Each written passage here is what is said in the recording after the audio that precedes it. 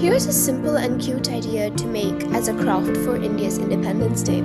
It's very simple. All you need is three pieces of paper. Colored paper would be very suggested.